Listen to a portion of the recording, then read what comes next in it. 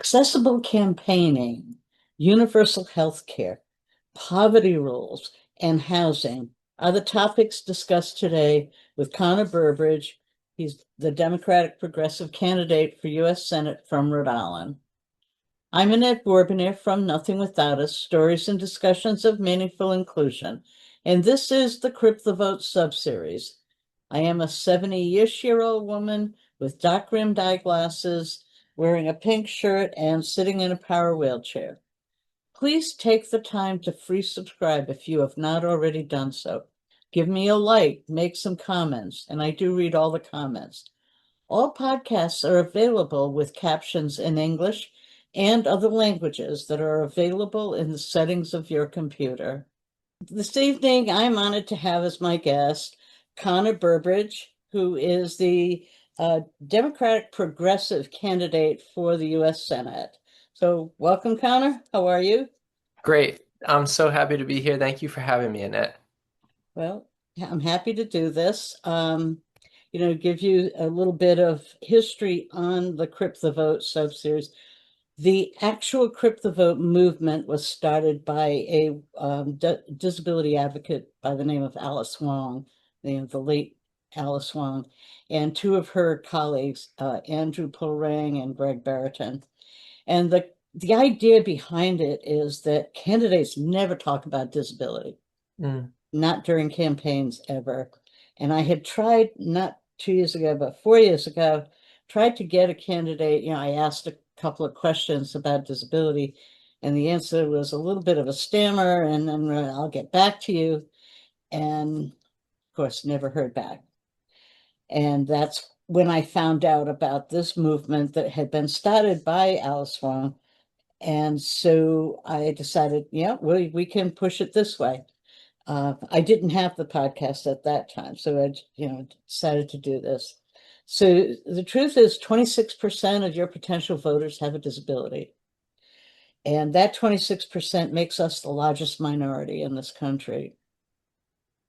Um, and yet we don't really make the radar. Radar just goes right past us. So when it comes to even when they talk about DEI, it's race, gender, national origin, sexual orientation. I mean, all those are important, but disability just sort of has fallen by the wayside. So this is a prompt to get this talked about. And one thing that you should hear from me right off is that we're not talking senior issues. Okay, combining disability and senior issues is something that is problematic because senior issues will always win out on those situations. And well, okay, so I'm a member of both populations, but in general, they are two separate populations. We often use similar services, but not necessarily for the same reasons. And our lives are different. So, I just want you to know that up front. So, so is there anything you'd like to say in introduction before we start on our questions? Sure. So just to introduce myself to everyone, I'm Connor Burbridge. I'm 31 years old. I'm running for U.S. Senate because I'm deeply worried about the direction this country is heading and about our leaders' ability to stop it. We every day we are watching Donald Trump normalize chaos and cruelty, while on the other hand, we are losing the trust of working class voters who no longer trust our leaders to deliver economic security. And so I'm running on a few main issues, one of them being that we need to tax the billionaires with a wealth tax. The second one being universal health care. Our healthcare system is very broken for people of all different types, including disabled people. And I think the best solution there, I know the best solution there is a universal single payer system. And so yeah, I know, Annette, you've advocated for that, and I'm really excited to be here with you, with someone who's fought so hard, and continues to help build a movement for disabled rights and also, yeah, single payer and just aggressive changes to our healthcare system. Yeah. Well, at least we do have that good start. Here we go. I'd like to talk first of all, about campaigning Sure. and accessible campaigning. I've grown increasingly concerned about people who hold campaign events without considering accessibility. And very often favorite places are really not, accessible to all of us. And what happens when people go and hold events in inaccessible locations, they're saying that 26 of their voters don't matter to them. 26% of their voters. They're also saying that they pick and choose which laws they're going to uphold. And that's not something, I think we're really tired of that right now. So we need to make sure that this is done. I do have online, you can access it on the podcast, like a pledge to accessible campaigning. And if you would fill that out, it would be greatly appreciated. Okay. Yeah, of So, course. yeah, so that is something I am asking everybody, and it's up there for anybody to pull up and share or whatever. So let's get to that universal health care because we have one little difference on it. You talk about single payer, I talk about free. Mm, Okay, so we talked about taxing the rich, and I have said that we need to start off with all that has gone on. We need a 50% wealth tax on billionaires to start straightening out the mess that's occurred in the last few years. It seems like a very long nightmare. Excuse me. So, um, but I have, my background is in economics. Um, and, I've read studies where countries that provide two things to their citizens, even very poor countries, poorer than other countries around them, if they provide two things for their citizens, their economies grow significantly.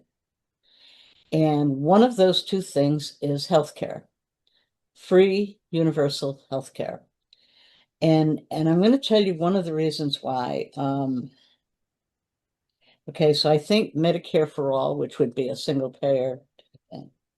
I think Medicare itself has been at the core of some of the problems that we have. Not that Medicare itself is bad, but it is vulnerable, and it has been vulnerable to a lot of changes. Um, and as premiums go up and copays go up and deductibles go up, that, single payer for people with disabilities is a really burdensome thing.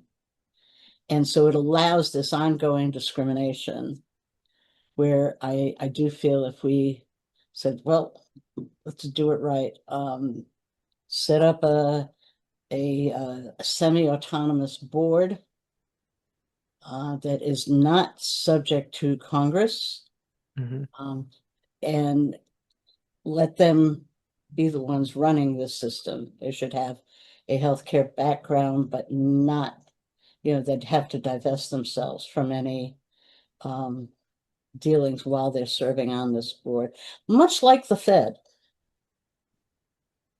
Um, and the reason I say this is that we have okay, so in economics terms, Medicare should be able to lower prices as the single buyer with many suppliers. It would do that.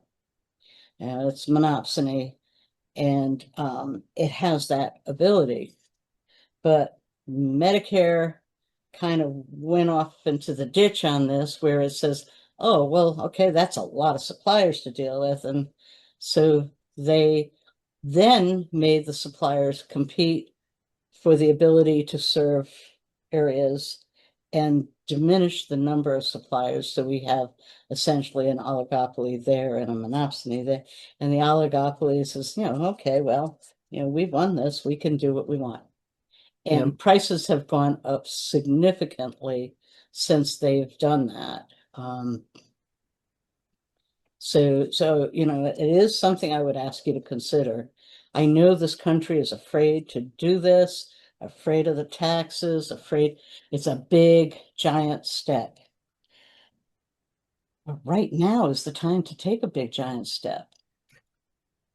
I I mean, agree with you in that. Yeah. you know, yeah, I know, like I think Obama did a good thing trying to, at least gave some coverage, but you know, Congress is not going to, until we get a really good ethical bunch in there, and the integrity we need there is, it's going to take a few years to build up. Um, but that they really, ruined what was really good. And Medicare for all will just really be, we won't be able to get rid of Medicaid because there are many of us that would not be able to afford the copays. Yeah. I think at the heart of what Medicare for All is trying to achieve, but also what you're bringing up is acknowledging that healthcare is a human right. And I don't think Right. that that is something that many politicians do, especially those in the establishment of either party. And, it's not something that is a privilege. It's not something that should be just tied to your employment. It is something that every single person in this country deserves and has a right to. And that is kind of what our campaign believes. That is what I'm fighting for. And I think with Medicare, I think it is a great example. It's a perfect example of, it was a great achievement that the Right. Right. Democratic Party achieved. And there was, and including, it's among those like the ADA, which was also a great achievement. But both of these achievements came not just from politicians suddenly having a change of heart, but it was people on the ground, people like yourself, people like me who are like who are putting this message out there, who are nonstop, who are starting those conversations, who are going to the halls of power and making as much noise as possible. And that's how we get these types of things over the finish line. And I think though with Medicare and what you brought up is it's indicative of the fact that for the last 31, 40 years, right? There's been a philosophy that the private market does everything good and the government shouldn't do everything. So the private market should provide affordable housing. The private market should manage Medicare because we can't do it as the government.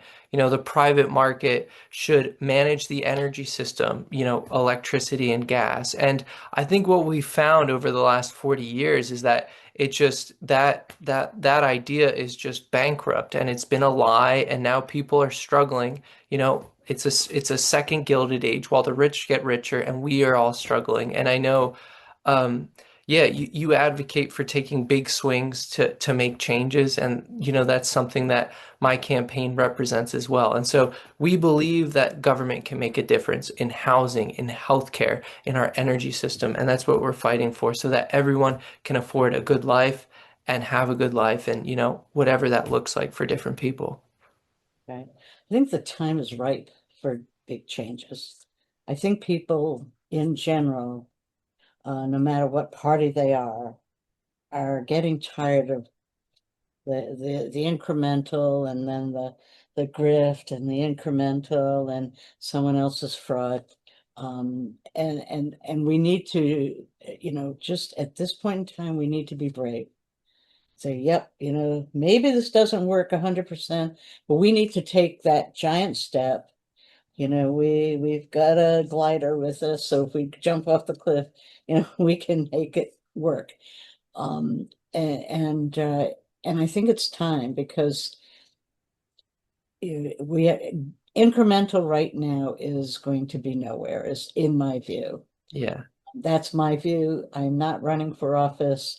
I'm one of those people that I say should not be running for office. I think I'm way too old. I think we need younger people. Um, so to start running. So that's a good thing. Okay. So another thing I want to talk about, and this one is specific to the disability population. Hmm. We have all these rules about you must remain poor. That is actually something that rules the lives of most of us.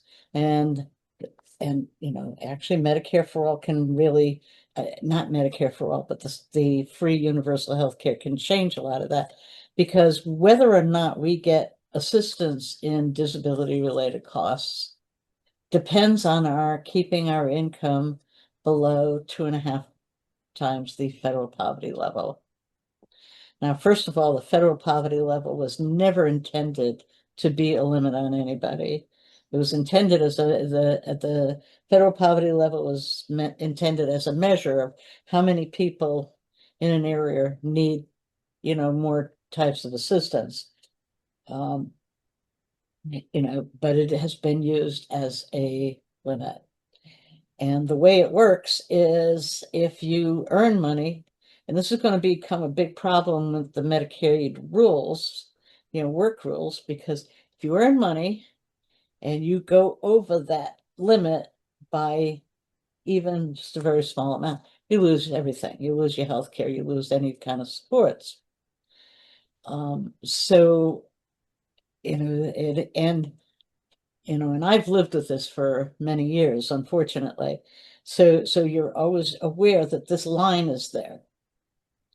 Crossing that line means you die, or you have no health care, no working wheelchair, nothing that's going to make life happen for you.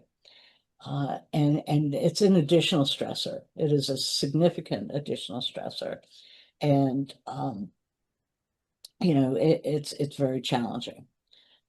So this is one area where I say, that whole structure of that, and when I question about it, and I question it, and I've questioned people who I generally respect and have admiration for, but their response is, well, we don't want anybody double dipping or, thinking that we're the problem. And I read a statistic, and I don't remember um, the exact quote was and I don't have the source, so I didn't verify it. But I haven't had time, so I just saw it yesterday.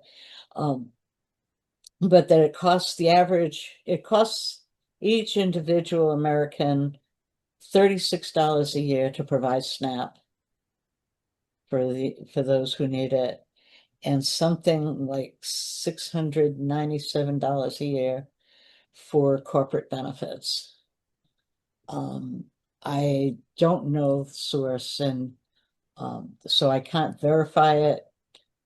But when you look at how many giant corporations never paid back their PPP loans from COVID, and that, I'm sure that outstanding bill is larger than student loan outstanding bill. So, I'm sure that, you can't have as a goal keeping, your Medicaid costs low. If we didn't have to deal with Medicaid, and if we had a single payer, not even a single payer, free universal, we could get the things that we need. We would then be able to work, if able, at least work to the best of our own abilities. And then we're paying taxes, buying goods and services, and we're economic drivers. Instead, I mean, if you're gonna pay for the Medicaid anyway, if we're not working, why not give us a chance to live full, independent, contributing lives? And I'm really committed to that kind of thing, and I'm telling everybody that I think they really need to consider that. We have become the third world of the US, which is not really what we should be. We are a huge population, and we should be allowed to live as the American dream if we can make it happen. And if we cannot, at least then we'd have the supports in place to help us through. But being forced to stay at a low economic level is not right. It's very un-American, although historically probably I can't say that, but it's not, it's very against the American dream. I've learned over the last few years how many bad things this country has done that never was were never taught to us in school. I don't know by the time you got to school what they taught, but I mean, I've learned some things as an adult that I like, wow, I never even knew that. Um, so, I would really encourage you to consider working on those two things. I mean, with the Americans with Disabilities Act, we should be able to have jobs. We should be able to get into places. We should be able to spend our money. We should be able to earn it and spend it. And then they can stop looking at us as burdens. The country can start saying, oh, well, yeah, because we do contribute a lot. We, Yeah. even when you look at accessibility, Right. Yeah, that's something called like the bump out effect or the the curb cut effect, right? curb Yeah, cut, right? Like right. Yep, that benefit that it was part of the ADA, but it was able right, to benefit everyone. And right. uh yeah, Annette, I mean, thank you for sharing all that. And I think this is a really important issue that, my campaign, but I think it should be an American principle that no person is a burden and that we all have something to bring to society. And I think, this is why like the key word in universal healthcare is universal, is that it allows us to, you know, build a coalition, build a movement of all different types of people, some who are disabled, some, who have prior ailments, some who are just healthy people, but that it can benefit all of us together and we can all come together to build a Right. movement for it. And I think, that can be very powerful, and that is ultimately how, like,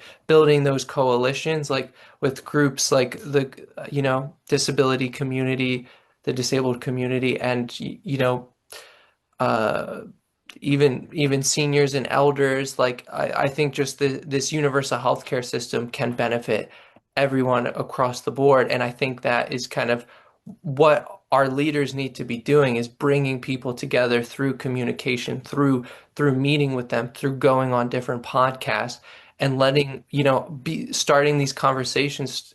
We're hopefully working with experts like yourself who can, talk to these issues and then spread that in their community. And we can all work together to get this over the line, because we all know that the big corporate interests are so powerful, that billionaires are so powerful, but they have money and we have people. And so when we band together, that's the only way we are going to get over the line. And we have to work together to build a better life for all of us. Well, that is definitely, I mean, that's the whole crux of my business, the meaningful inclusion. Um, and we can't be afraid of, and we can't be the people that say, okay, we're, the disabled are going to do this, but, maybe we don't want that black kid in this or some, we can't do that. Right. We need to be universal because disability is universal. We cross every demographic, every single one of them. Yeah. Uh, and for some other minorities, the effects of disability with their minority, it's not additive, it's exponential. It's so significant, because when you're facing more than one um, discrimination, it really gets hard. So yes, I agree. We work together. We all have to. Um, and I think it's important to understand those limits that we face. Um, those are the ones society puts there. You For know, sure. and I was reading recently that up until uh, I don't remember, but it was probably the 1950s, maybe a little bit before that, where people with very high incomes like billionaires were paying a 90% tax. Yes. It, And so asking for a 50% wealth tax and that is not even close to a burden. yeah. So we're putting forward you know, are kind of piggybacking off of Senator Warren's ultra millionaires wealth tax, which Yeah. puts a very modest 5% wealth tax Mhm. on billionaires, and but over a 10-year period that could raise close to $4 to $5 trillion. And so I mean, that in itself is significant. With that money, we can transform this country. You know, we can make Right. it even more accessible. We can provide health Right. care for people. You Right. know, we can improve our public parks and our public buildings so that they're open for everyone and that they meet everyone's needs. And just that we live in a beautiful, well-designed country. And yeah, Nat, I would like to, if it's okay, just talk a little bit about public housing as well, because it's Sure. an issue Yes. Yes, that it is is an very important house issue as well. Sure. something on the books called the Faircloth Amendment, which basically caps the number of units a public housing authority can own at the 1990s level. I believe it's the 1998 level. And so they can't use federal dollars to build or add any additional units above that level, which has severely limited and hamstrung our public housing authorities, which do what they do best, is build affordable and accessible housing. You know, some of the most accessible housing that we have is housing that is public housing. And so, you know, and obviously many of it's very old and outdated, and it hasn't been maintained well because of the lack of funding. But, you know, my campaign is fighting to repeal the Faircloth Amendment and then to use money that we would get from taxing the billionaires to really having a public housing revolution in this country, right? I mean, you know, we Right. haven't really had a big push for new public housing since the 1960s. Urban designers, you know, housing designers have learned so much. I'm sure there's so much more technology in terms of accessibility, like, and we can have mixed income public housing, right? So that it's a better income stream, and you don't have to have these very strict you know, segregation of like people on this kind of income like have to live in this part of town, and then you know different types of people have to live in this type of town. Like it can be a very like a mixed income, you know, a very thriving community and beautiful housing and well-designed housing and accessible housing. But we need to repeal the Faircloth Amendment and then really fight for that wealth tax so that we can have the money we need at the federal level to fund public housing authorities to be able to build new units of housing. And so it's an Right. issue I'm very passionate about. I believe in the mission of our public housing authorities. I think, you know, they're incredibly, I mean, great institutions that we have in every town in the state, and you know they're underappreciated and they're undersupported, and you know people have a lot of stigma against them. But I know that a disproportionate amount of people that live in public housing are disabled because of well, probably, Accessibility yeah, accessibility. and the poverty rules. Yeah. Yes. Right. I've done a little bit of work on homeless issues in the area. And I know that you know, generally speaking, your housing costs should not be more than 30% of your income. So part of what happens, and I'm not going to speak to the Faircloth thing because anything that was done 30 years ago probably was appropriate then. I don't know, but it, you know, what is appropriate now, a lot of things have changed. So, um, but you know, in some of the discussions of during a summit we had here in Newport County on housing, there was and I don't know this, it was in the breakout group. They called it the Billionaires Club. Now I don't know if they the group, whether we're talking about somebody ultra rich and the rest of us not. And one woman in the group was saying how her rent was 55% of her income when it should not be over 30 to be able to. And this person who was certainly one of the wealthier ones and said, well, what if you had a job where your employer took on the cost of housing and you only paid 50%? And my argument was, but that's still way more than a person should have to pay and then losing the autonomy of choosing where to live. And he said, but it's better than she has now. And that attitude is the one that we have to fight. Okay, so it's better than you have now, so that's what you settle for. Mm. And I found that really jarring that somebody would actually argue that. Um, so now I know that has that not 50%, I hope, but that, there have been some tourist areas where, seasonal workers would get housing with their job, and I don't know what percentage they take on that. Um, but overall, that should not be your permanent housing. That it should not be determined by your job and what your employer is willing to,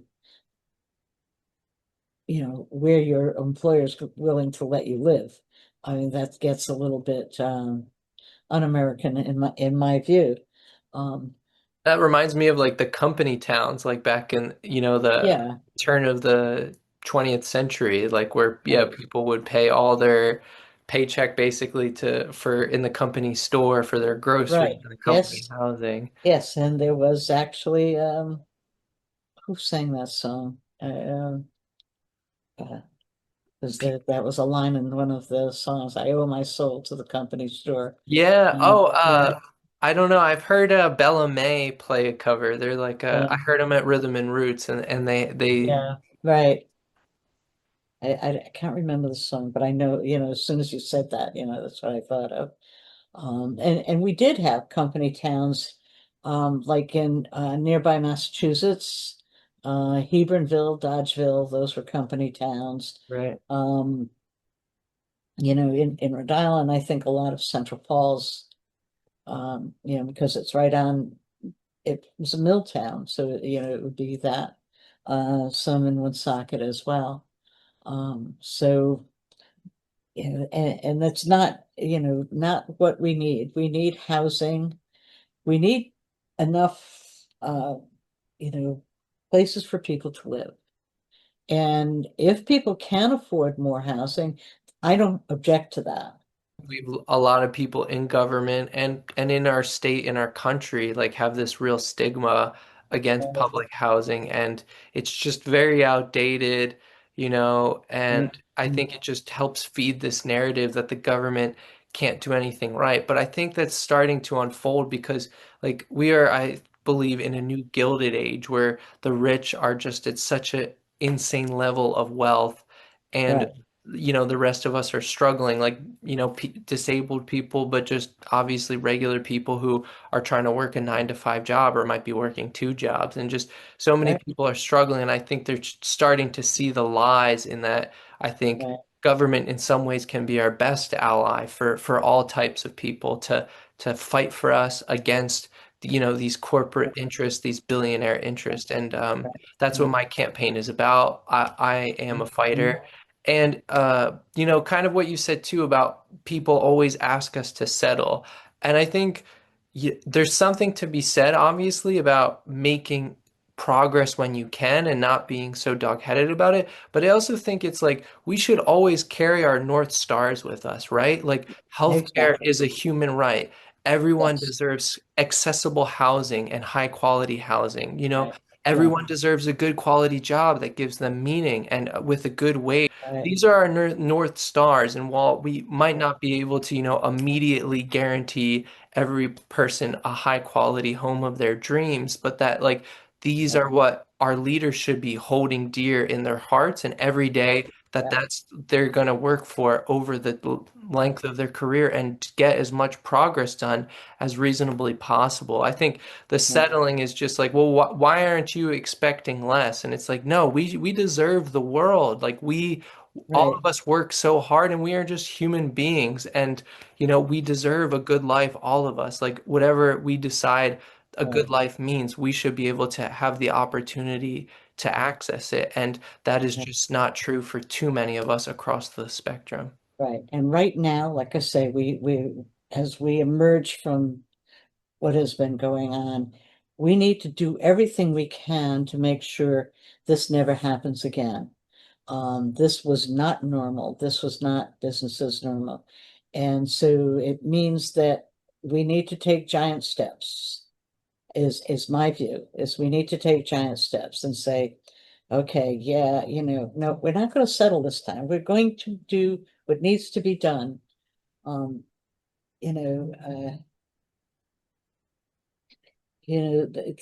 know, you can't fail. Well, you can't succeed if you're afraid to fail. You can't succeed if you don't try. If you don't aim for that North Star, you're not going to achieve it. So you Exactly. have to exactly aim for it. And we have some good people. I'm not sure that they've heard. I think that there are a lot of good people who have done, um, who have done a lot of good over time, but have not really encountered what we're encountering now and don't know, like, okay, but this is what we normally do, and it's hard. And I'm saying we don't need to be afraid. All the fear mongering, I've had enough fear mongering over the last few years to last me the rest of my life. Um, so I think we need to just be brave and say, okay, let's go. Join hands, jump off this. Let's go. We can do it. Um, Yes. so I wish you luck.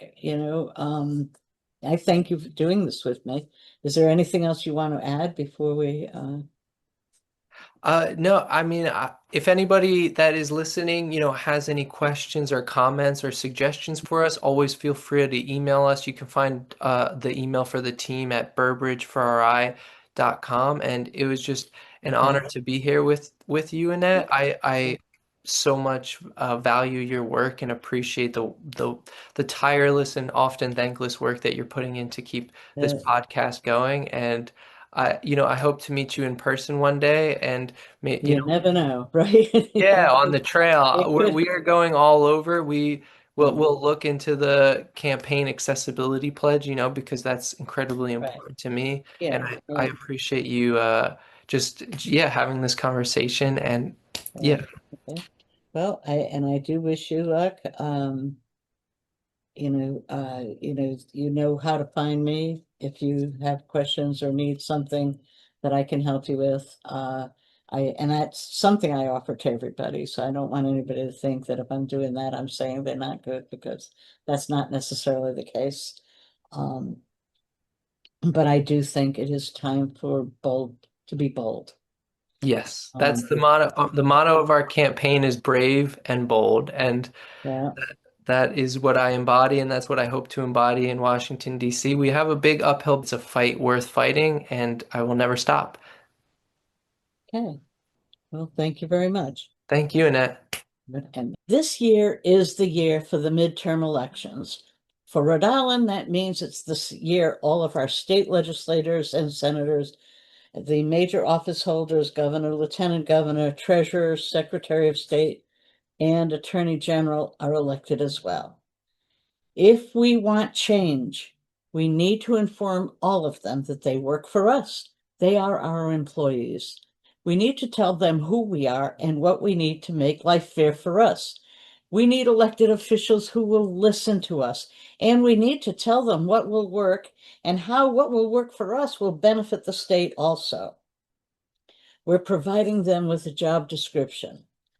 Let's make sure everyone who is running in the midterm and state elections knows something about disability, about the problems we face, about policies that need to be reinforced or changed.